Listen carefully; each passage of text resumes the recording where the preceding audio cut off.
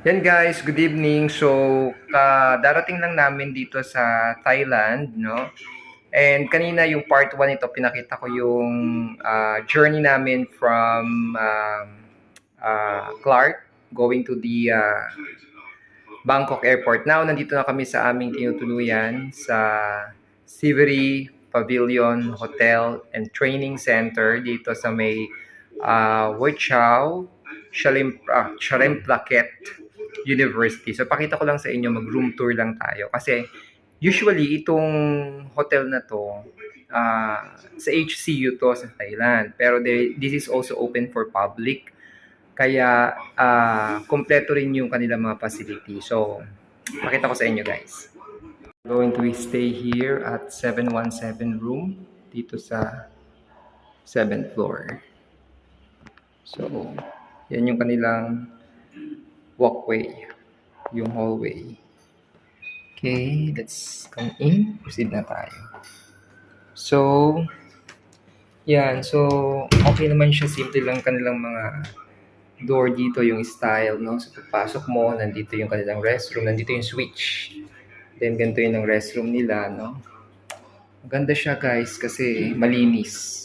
Meron silang mga towels dito. And then, some of the toiletries. And then, they have a good mirror here. Tapos, ito yung kanilang sink. Tapos, meron din silang trash bin doon. Of course, nandiyan yung kanilang toilet. And yung kanilang shower. So, hot and cold din yung shower dito, guys. So, ayan siya. And then, of course, glass. Okay, meron siyang glass divider. So, yan. And then, dito naman, they have a cabinet. No? So, pag binuksan mo, nandyan yung mga hangers. No? And then, there are extra pillow, dalawa. And then, meron siyang malaking mirror dito. Yan. So, may malaking mirror dito, guys. No? And then, pag in-open naman natin, yan siya. May mga shelves lang, no, where you can put your stuff. And then, ito yung switch dito. Lagyan nung remote nung air conditioning unit. And then, meron silang water na free. Tapos, may cups. May kettle din if you want to prepare a tea or a coffee. And then, of course, meron din siyang mini ref. Yan, para kung may pagkain kayo na ilalagay, okay lang din siya dito. And then, of course, meron siyang malaking LED TV. Yan. Tapos, meron siyang working area dito. Sorry, may mga damit na, no? Tapos, meron siyang hair dryer, blower, no? Tapos, may salamin uli. And then, merong chair. Tapos, meron ding trash bin dyan. Tapos, ganito yung kanilang single bed.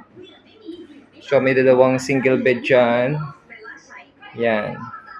And then, ito yung kanilang phone, no? So, kung gusto mong tumawag, meron kang kailangan, pwede kang tumawag dyan. And, of course, ganito itsura ng mga socket nila dito. Yan. So, compatible din naman siya sa atin sa Pinas. Ayan, ganyan itsura niya, guys, no?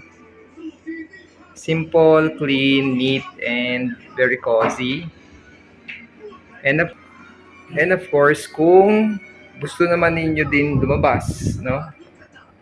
Ito siya, namumove to. May screen dyan, pwede nyo buksan. Tapos dito rin. Ay, teka, sa kabila ata yung nabubuksan. So, ito. So, pwede nyo buksan to. Yan, meron siyang terrace dito. So, gabi na ngayon, guys, no? Medyo madilim. But anyways, kararating lang namin kasi, no? So, ganyan ang itsura sa labas. Siguro tomorrow sa umaga, pakita ko rin sa inyo, no? So, yan. Pasok muna tayo. Kaya tayo mo ilaw? Anyway, namatay yung ilaw. But, yan, no? Ganito itsura niya. So, yan. Tapos, meron din siyang air conditioning unit, Yan. Guys, gawin lang itsura ng room dito. At least, pinakita ko sa inyo. So, if you happen to visit itong Sivary Hotel or Pavilion and Training Center dito sa HCU sa Thailand, so this is what you are going to see. So, yun guys, samahan nyo kami, yung mga ibang pupuntahan pa namin dito sa Thailand, papakita namin para kung gusto nyo rin pumunta dito, at least you have an idea kung ano yung mga dapat yung gawin. Yan, just sharing guys. Thanks for watching.